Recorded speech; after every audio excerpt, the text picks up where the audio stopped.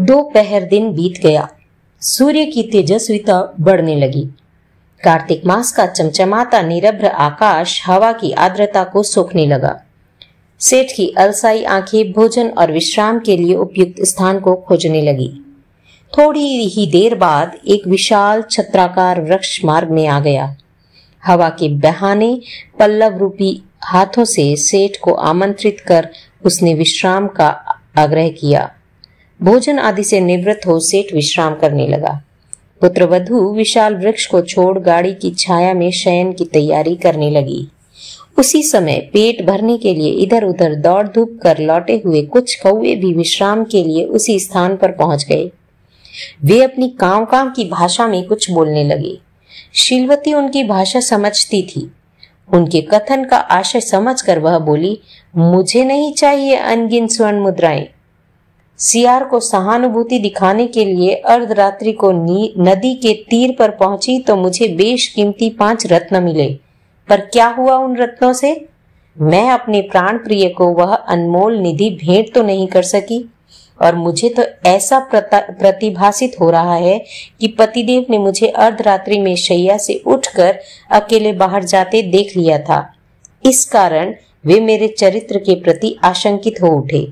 उसी आशंका के कारण पीहर बेचने के बहाने सदा सदा के लिए परित्यक्त कर दिया है।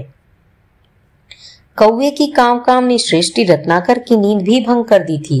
फिर भी विश्राम करने के उद्देश्य से वह आंखें मूंदे लेटा रहा। जब शीलवती ने कौवों को संबोधित कर अपनी बात कहनी शुरू की तो वह चौंका, पर अगले ही क्षण उसके मन में पूरी बात सुनने का कौतूहल और उत्सुकता जाग उठी। वह सावधान हो गया। शीलवती को सुन वह मन ही मन हंस कहने लगा, बहू कैसी बहकी बहकी बातें कर रही है। कहीं वह पगला तो नहीं गई है, अथवा मात्र संदेह के कारण कहीं अजित सेन ने तिल का तहाड़ तो नहीं बना दिया। मुझे विवेक से काम लेना चाहिए। बहू से पूछकर मुझे उसके पक्ष को भी सुनना चाहिए। फिर दोनों पक्षों को सामने रखकर कोई निर्णय करना चाहिए।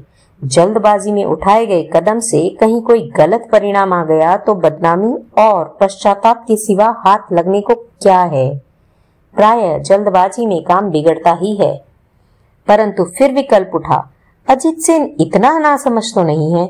बिना गलती वह अपनी पत्नी की बात को इतनी गंभीरता से क्यों लेता, इतना कठोर क्यों बनता? इससे उसकी स्वयं की गरिमा बढ़ती हो ऐसी बात तो नहीं है, बल्कि कुछ न कुछ हल्की ही लगती है। हाँ, पति पत्नी के संबंध बिगड़े हुए होते तो फिर भी यह बात एक सीमा तक समझ में आ सकती थी, पर ऐसी भी तो कोई बात आज तक प्रकट में ख्याल में नहीं आई।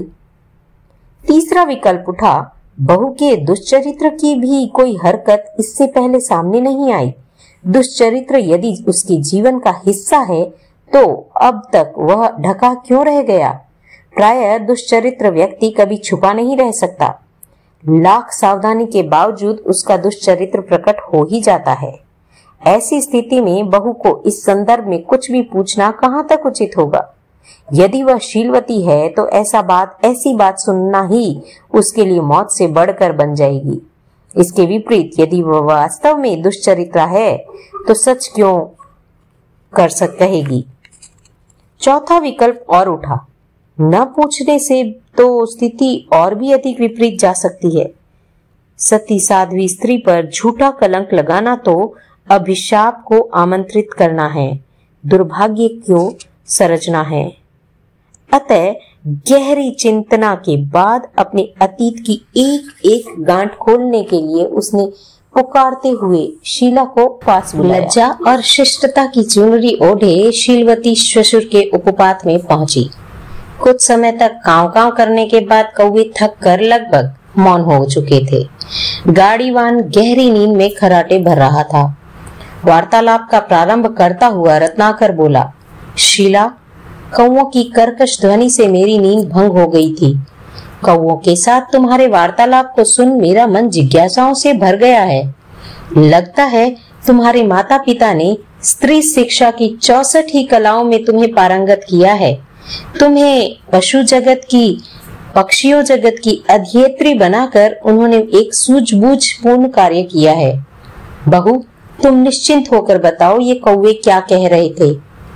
ससुर के मुंह से कौवों के साथ अपने वार्तालाप की बात सुन शीला की आंख शर्म से और अधिक झुक गई। दाम्पत्य जीवन का अनावरण उसे लज्जा की उस परिधि में ले आया जहां चलकर नारी की वाणी मौन हो जाती है। पर ससुर के अत्यंत आग्रह पर उसे अपना मौन खोलना पड़ा। पिताजी, मैं 64 कलाओं में निपुण तो नहीं, पर आपके आशीर्वाद से उनका सामान्य अवबोध मुझे अवश्य है। ये कौवे कह रहे हैं कि सामने स्थित केर के वृक्ष के नीचे विशाल खजाना गड़ा पड़ा है और यदि कोई थोड़ा पुरुषार्थ करे तो उसका सौभाग्य जाग सकता है। एक ही दिन में वह लखपति ही नहीं करोड़पति बन सकता है। एक क्षण रुककर वह बोली, पर पिताजी, मार्ग चलते हुए हमें कहाँ है इतना अवकाश। गड़े खजाने की बात सुन सेठ के मन में आश्चर्य हुआ, पर उससे भी अधिक उसे प्राप्त करने का लोभ जाग पड़ा। वह उसी भावधारा में बोला, बहू, कौवों ने बहुत शुभ संवाद दिया है। अवकाश की क्या बात है, इसके लिए बहुत अवकाश है। तुम्हारे पियर थोड़े विलंब से भी पहुंच जाएंगे तो कोई फर्क नहीं पड़ने वाला है, पर यह अवसर हाथ से निकल गया तो दोबारा कैसे आएगा। इसलिए शीघ्र उस निर्दिष्ट स्थान पर चलकर हमें यह विशाल धनराशि प्राप्त करनी चाहिए और इस शुभ संवाद के लिए पास में रखे लड्डू कौवों को खिलाकर उनका मुंह मीठा करना चाहिए।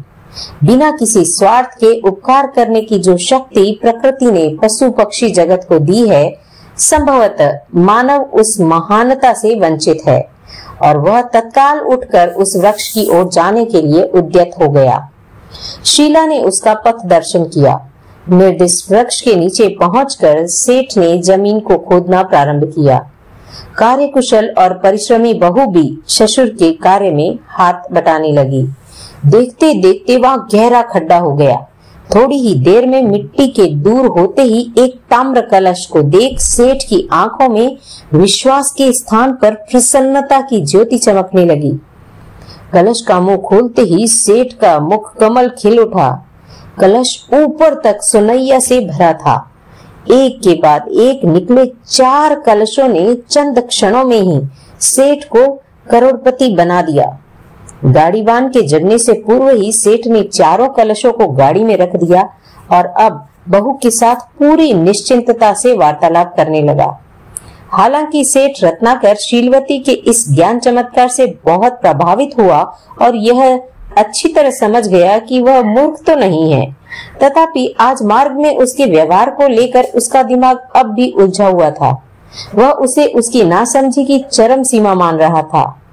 अतः अब मार्गवर्ती सभी प्रसंगों पर उसने शीलवती से स्पष्टीकरण मांगा। शीलवती ने प्रत्येक प्रसंग के संदर्भ में की गई अपनी टिप्पणी और व्यवहार का स्पष्टीकरण देते हुए कहा, पिताजी, आपने मूंग के खेत को लहलहाते देख कहा था कि इसका मालिक इस वर्ष मालामाल हो जाएगा, पर मैंने थोड़ी ही दूर पर खेत में श्यामू चौधरी को खड़े देख लिया था।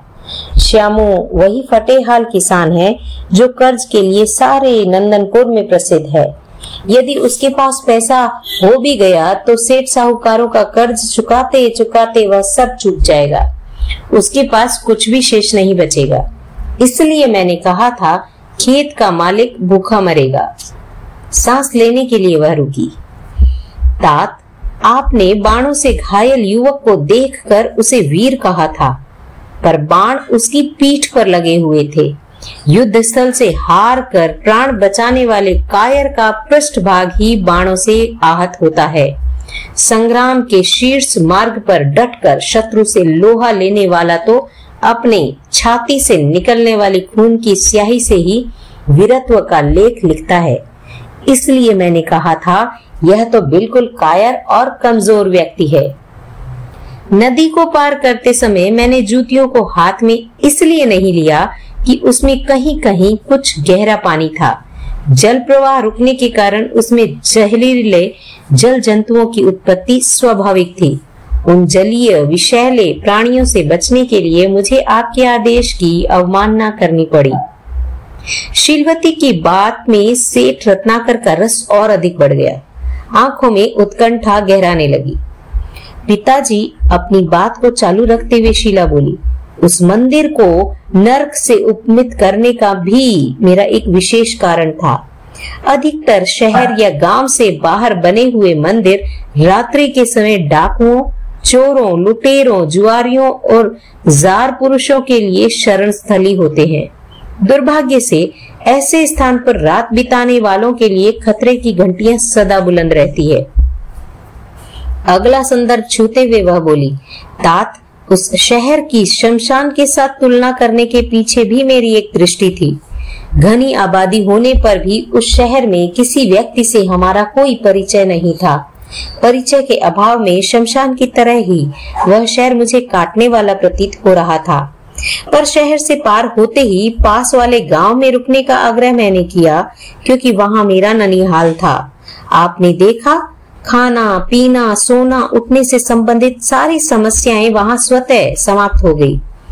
जरा याद करते हुए सी बोली, पितृवर, आप विश्राम के लिए वृक्ष के नीचे लेटे, पर मुझे वह स्थान उपयुक्त नहीं जचा।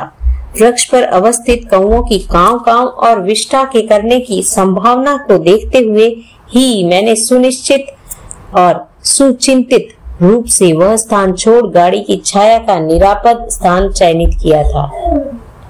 बहू की दूरदर्शिता और पारदर्शी दृष्टि को प्रकट करने वाली आधा दर्जन से भी अधिक बातों को सुनकर सेठ के विचारों में एकदम परिवर्तन आ गया। शीलवती की चरम सीमा की नासमझी अब अक्लमंदी और विवेक में ढल गई। फूहड़ शीलवती के स्थान पर लक्ष्मी और सरस्वती का संयुक्त प्रतिकृति सामने उपस्थित थी, पर इसके बावजूद उसके सतीत्व के प्रति आश्वस्त होना सेठ के लिए शेष था। इसलिए उसने शीलवती से रात्रि की घटना के संदर्भ में उसका स्पष्टीकरण चाहा। शीलवती को बड़ा संकोच हुआ, पर तत्काल ही मन में एक विचार आया, जिस संदेह के कारण पतिदेव ने मुझे परित्यक्त करने का निर्णय किया है, घर से निकाल दिया है, उस संदेह से मुक्त होने का अवसर आज अभी उपयुक्त रूप से उपस्थित हो गया है। अब संकोच करना हितकर नहीं है। मुझे संकोच त्याग कर सारी बात स्पष्ट रूप से बता देनी चाहिए, अन्यथा इस संदेह के घेरे से मुक्त नहीं हो सकती, बल्कि इसके और कड़े घेरे में आ जाऊंगी। परिणामतः उम्र भर कुशली के रूप में लांछित बनी रहूंगी।